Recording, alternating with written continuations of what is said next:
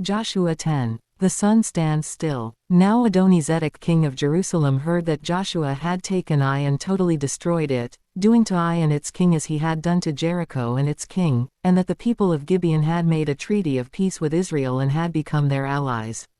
He and his people were very much alarmed at this, because Gibeon was an important city, like one of the royal cities. It was larger than Ai, and all its men were good fighters.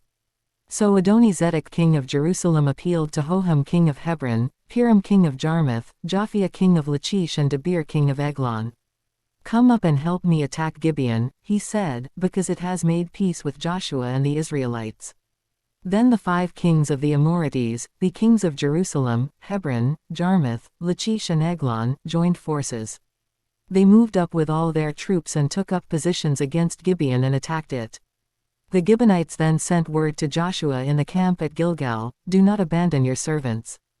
Come up to us quickly and save us. Help us, because all the Amorite kings from the hill country have joined forces against us." So Joshua marched up from Gilgal with his entire army, including all the best fighting men. The Lord said to Joshua, "Do not be afraid of them, I have given them into your hand. Not one of them will be able to withstand you." After an all-night march from Gilgal, Joshua took them by surprise. The Lord threw them into confusion before Israel, so Joshua and the Israelites defeated them completely at Gibeon. Israel pursued them along the road going up to Beth-horon and cut them down all the way to Azekah and Makkedah. As they fled before Israel on the road down from Beth-horon to Azekah, the Lord hurled large hailstones down on them, and more of them died from the hail than were killed by the swords of the Israelites. On the day the Lord gave the Amorites over to Israel, Joshua said to the Lord in the presence of Israel, "Sun, stand still over Gibeon, and you, moon, over the valley of Aijalon."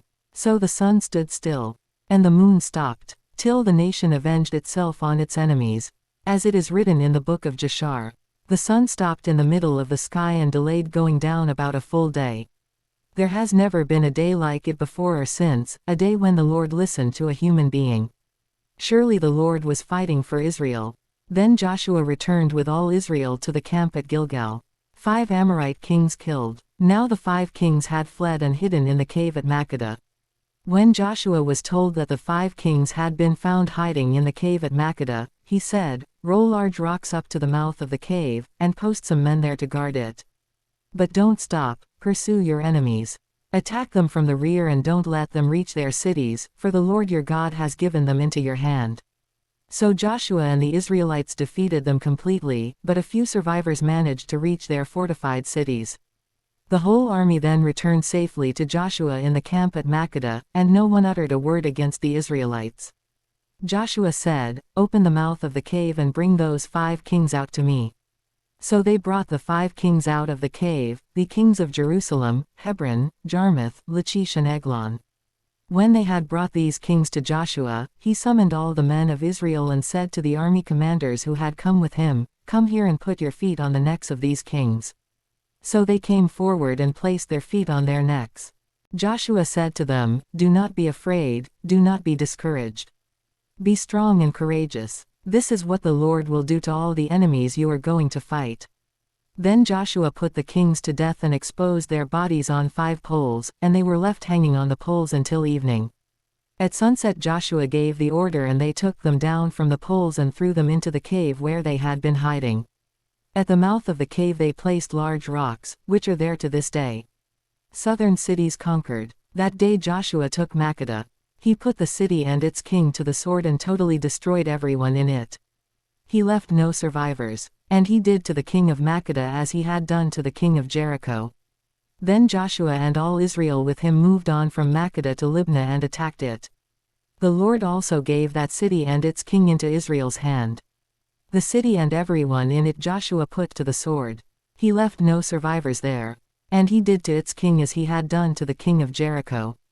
Then Joshua and all Israel with him moved on from Libnah to Lachish. He took up positions against it and attacked it. The Lord gave Lachish into Israel's hands, and Joshua took it on the 2nd day. The city and everyone in it he put to the sword, just as he had done to Libnah. Meanwhile, Horam king of Gezer had come up to help Lachish, but Joshua defeated him and his army, until no survivors were left. Then Joshua and all Israel with him moved on from Lachish to Eglon. They took up positions against it and attacked it.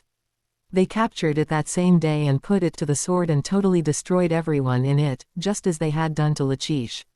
Then Joshua and all Israel with him went up from Eglon to Hebron and attacked it. They took the city and put it to the sword, together with its king, its villages and everyone in it. They left no survivors. Just as at Eglon, they totally destroyed it and everyone in it. Then Joshua and all Israel with him turned around and attacked Debir. They took the city, its king and its villages, and put them to the sword. Everyone in it they totally destroyed. They left no survivors. They did to Debir and its king as they had done to Libnah and its king and to Hebron. So Joshua subdued the whole region, including the hill country, the Negev, the western foothills and the mountain slopes, together with all their kings. He left no survivors. He totally destroyed all who breathed, just as the Lord, the God of Israel, had commanded. Joshua subdued them from Kadesh Barnea to Gaza and from the whole region of Goshen to Gibeon. All these kings and their lands Joshua conquered in one campaign, because the Lord, the God of Israel, fought for Israel. Then Joshua returned with all Israel to the camp at Gilgal.